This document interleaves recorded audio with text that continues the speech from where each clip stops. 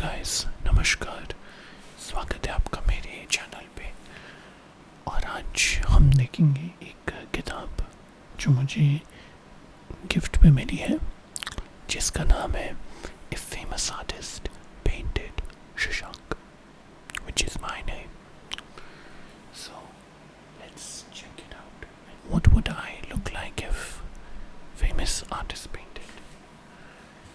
If they painted me, मैं कैसा दिखूंगा, मैं कैसा लगूंगा. So first things first, a big thank you to Susan for gifting me this book.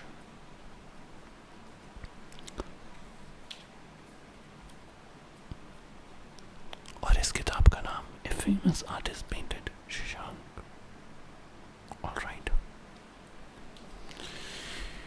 Now, interestingly enough, yes, this is AI generated, but this is what they have to say about it. We strongly believe that AI will never replace the genius and creativity that only humans are capable of. That comes from within, and the AI has no soul. But AI definitely creates the best tool for exploring what-ifs. We hope you'll enjoy this fun, creative exploration that will try to imagine how the art would look like if famous artist painted you instead. So let's see how I would look like if famous artist painted me.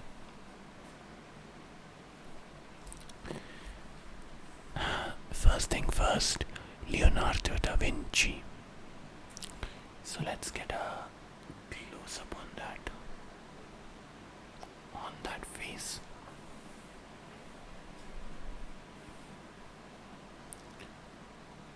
Not going to lie, that looks pretty amazing to me. Yup. Shashank if painted by Leonardo da Vinci.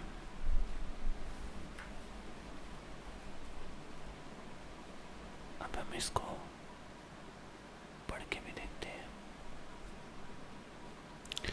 Leonardo da Vinci, 15th April 1452 to 2 May 1519.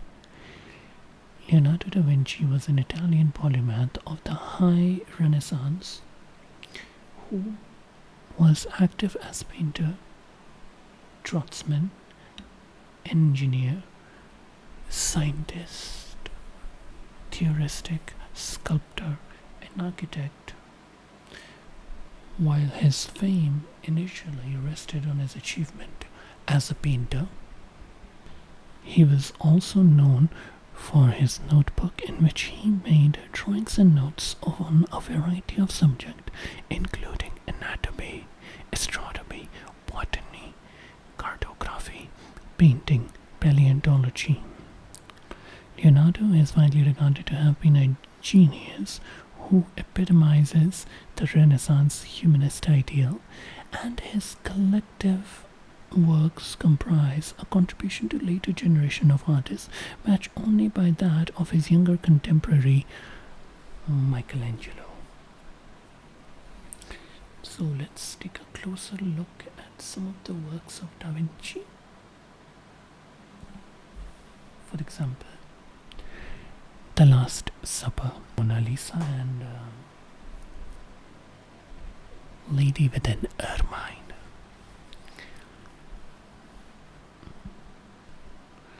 Educated in Florence by the Italian painter and sculptor Andrea del Verrocchio, Leonardo da Vinci began his career in the city, but then spent much of his life in the service of Ludovico Sforza in Milan. Later, he worked in Florence and Milan again, as well as briefly in Rome, all while attracting large following of imitators and students. Upon the invitation of Francis I, he spent his last 3 years in France, where he died in 1519. Since his death, there has not been a time where his achievements, diverse interest, personal life, and empirical thinking have failed to incite interest and admiration, making him a frequent namesake and subject in culture. So that was Leonardo da Vinci.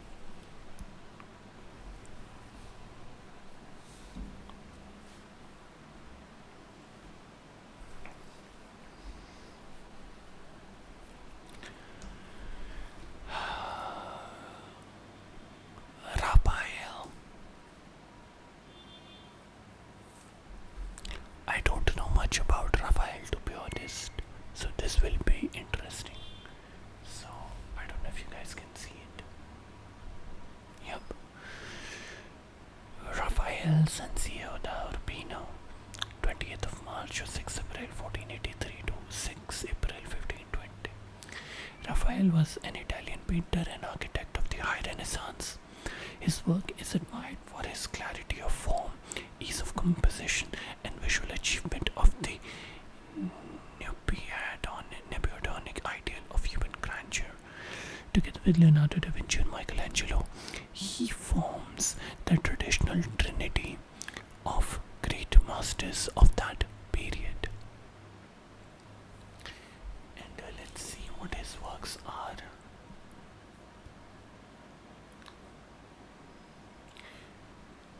The School of Athens.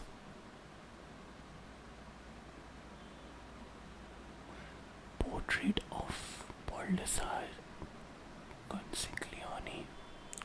I don't know how to pronounce it, but you can read the names and words. He trained in the workshop of Perugino and was described as a fully trained master by 1500. He worked in ore for several cities in North Italy until in 1508 he moved to Rome at the invitation of Pope Julius II to work on the Apostolic Palace at the Vatican. He was given a series of important commissions there and elsewhere in the city and began to work as an architect. He was still at the height of his power at his death in 1520. Raphael was enormously productive, running an unusually large workshop, and despite his early death at the age of 37, leaving a large body of work. So,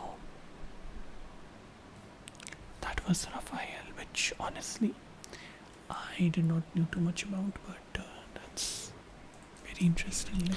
Now let's check out the next artist.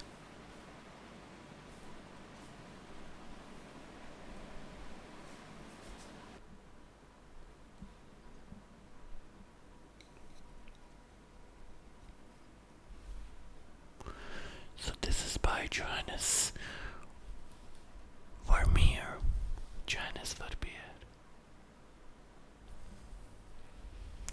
So now let's read about Johannes Vermeer. I also don't know anything about him.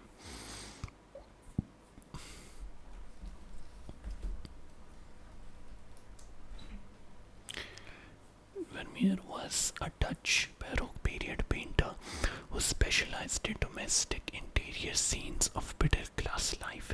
He is considered one of the greatest painters of the Dutch Golden Age. During his lifetime, he was a moderately successful provincial genre painter, recognized in Delft and The Hague. He produced relatively few paintings, primarily earning his living as an art dealer. He was not wealthy at his death. His wife was left with debt. Vermeer worked slowly and with great care. Frequently used very expensive pigment. He is particularly renowned for making masterful use of light in his work. The modest celebrity he enjoyed during his life gave way to obscurity after his death. He was barely mentioned in Arnold Houbraken's major sourcebook on 17th century Dutch painting. In the 19th century, Vermeer was rediscovered by Gustav Friedrich Wagner and Theophile Thorberger, who published an essay attributing 66 pictures to him. Although only 34 paintings are universally attributed to him today, since that time Vermeer's reputation has grown enormously. So that is very interesting, a middle class painter. Now let's check out the next one. Whoa. Hokusai. Katsushika Hokusai. That looks amazing, by the way. I've seen like wood block prints with this art style, so that is very interesting.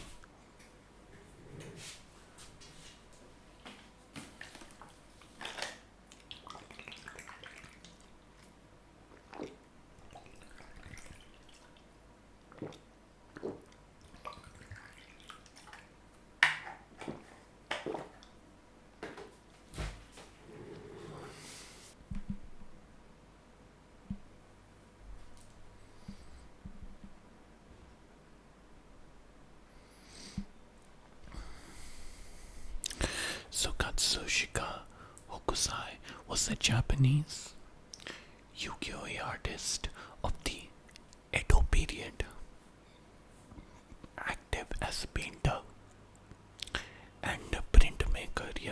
Wooden prints.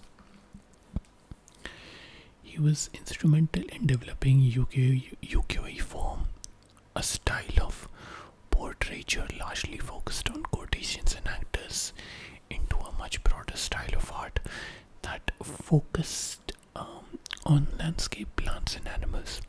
His works are thought of had a significant influence on Vincent van Gogh and Claude Monet during the wave of Japonisme that spread across Europe in the late 19th century. These are some of his paintings: The Great Wave, The Tiger, and this. Otsuke was best known for his woodwork ukiyo-e print, but he worked in a variety of medium, including painting and wood illustrations. Starting as a young child, he continued working and improving his style until his death, aged 88, in a long and successful career. Hokusai produced over 30,000 painting, sketches, woodblock print, and images for picture books. Innovative in his composition and exceptional in his drawing technique, Hokusai is considered one of the greatest masters in history of art. Okay, so that was Hokusai. Ooh. Look at that beautiful painting. This is by George Seurat. Okay. Seurat was a French post-impressionist artist. He devised painting techniques known as chromium-mannerism and pointillism, and used Conte crayon for drawings on paper with a rough surface. Seurat's artistic personality combined qualities that are usually thought of as opposed and incompatible. On the one hand, his extreme and delicate sensibility; on the other, a passion for logical abstraction and an almost mathematical precision of mind. That's Seurat. Now let's check. The next one is going to be very interesting. I'm sure you all know about Vincent van Gogh, and that's me, by him, according to AI at least.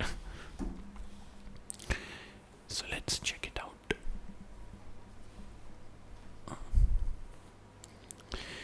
Vincent William van Gogh was a Dutch post-impressionist painter who is among the most famous and influential figures in the history of Western art. In just over a decade, he created approximately 2,100 artworks, including around 860 oil paintings, most of them in the last 2 years of his life. They included landscape, still lifes, portrait, and self-portrait, and are characterized by bold, symbolic colors and dramatic, impulsive, and highly expressive brushwork that contributed to the foundation of modern art. Only one of his paintings was known by name to have been sold during his lifetime. Van Gogh became famous after his suicide at age 37, which followed years of poverty and mental illness, which is unfortunate. But now, that's very cool. And let's check the next one. This is Edvard Munch. I don't know about Edvard Munch. Munch was a Norwegian painter. His 1893 work, The Scream, which is this one. Yeah, I know about The Scream. I know about this. I just did not do his name. Scream has become one of Western art's most acclaimed images. His childhood was overshadowed by illness and bereavement, and at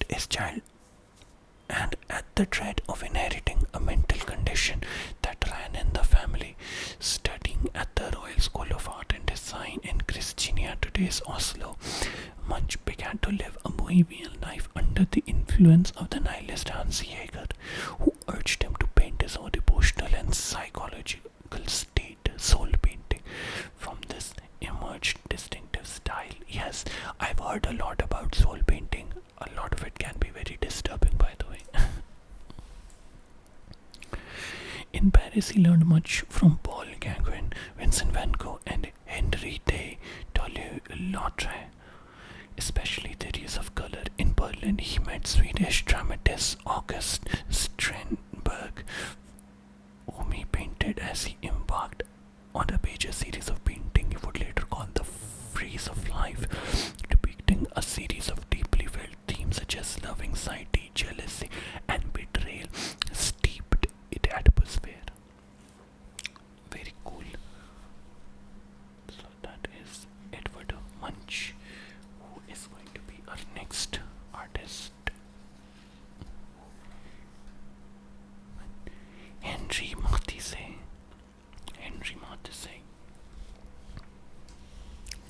So who is he? I don't know him.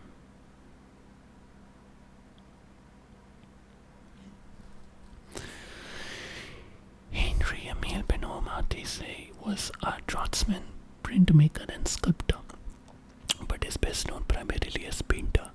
He is commonly regarded, along with Pablo Picasso, as one of the artists who best helped to define and the revolutionary development in the visual art throughout the opening decade of the 20th century, responsible for significant development in the painting and sculpture.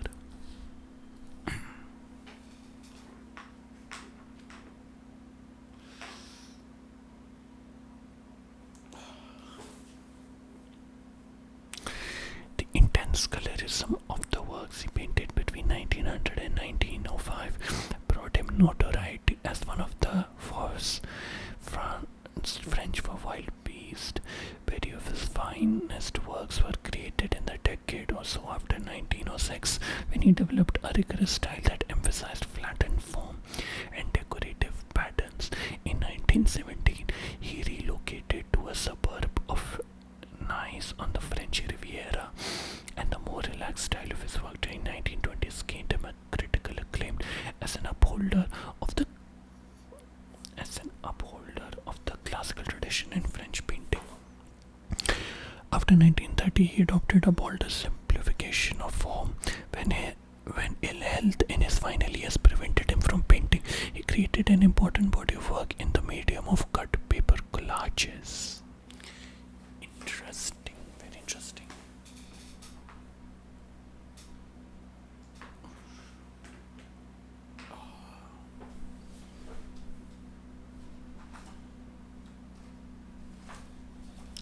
Oh my god, look at how long my neck is in this one. By Amedeo Modigliani. Amedeo Modigliani. So let's read about this.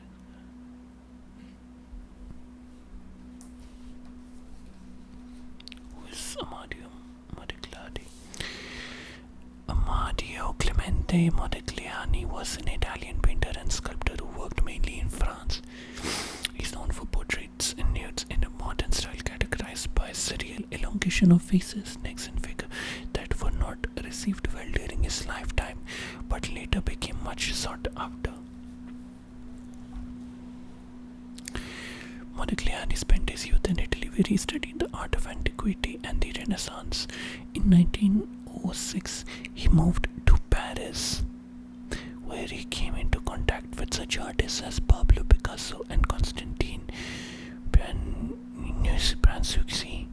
By 1912, Modigliani was exhibiting highly stylized sculpture with cupists of the section Dior group at the Salon d'Automne.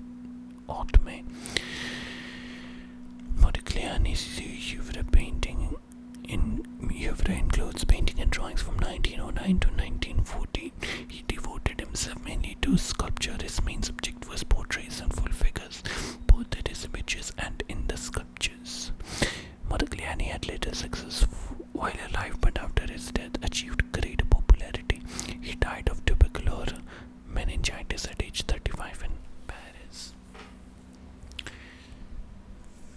very, very interesting.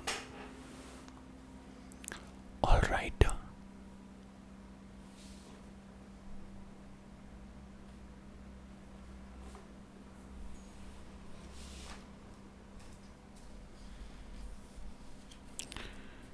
This is by Egon Schiele. So let's read about who this guy is. Egon Ludwig Schiele was an Austrian expressionist painter. His work is noted for its intensity and raw sexuality, and for many self-portraits the artist produced, including nude self-portraits, the twisted body shapes and the expressive line that characterize Schiele's painting and drawings mark the artist as an early exponent of expressionism. Gustav Klimt, a figure painting of early 20th century, was a mentor to Schiele. Okay, interesting.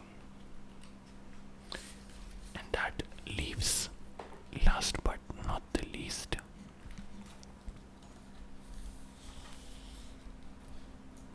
this is the most interesting one by none other than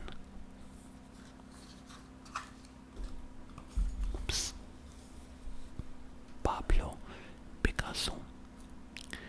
Pablo Picasso was a Spanish painter, sculptor, printmaker, ceramicist, and theatre designer who spent most of his adult life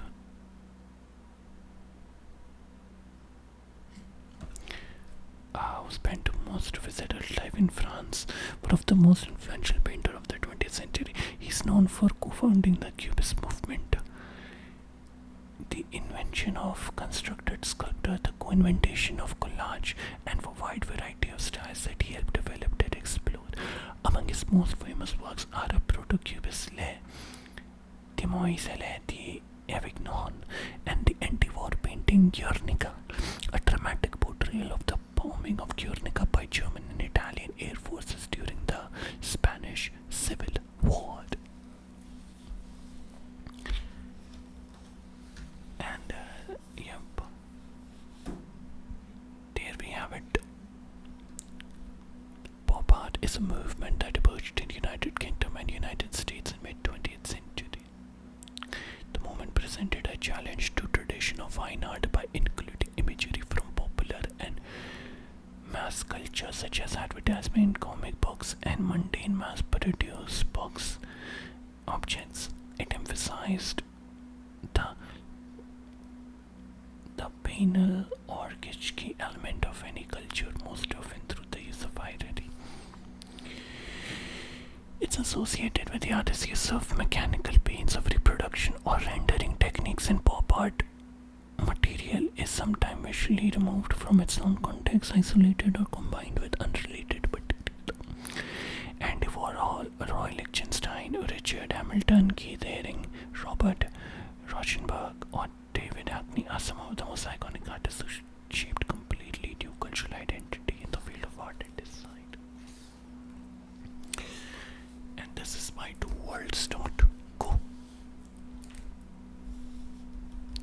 So anyway guys, ये देख के मुझे बड़ा मजा आया, and once again thank you to Susan for sending this amazing gift. I hope you also enjoyed reading this with me. I will see you all later.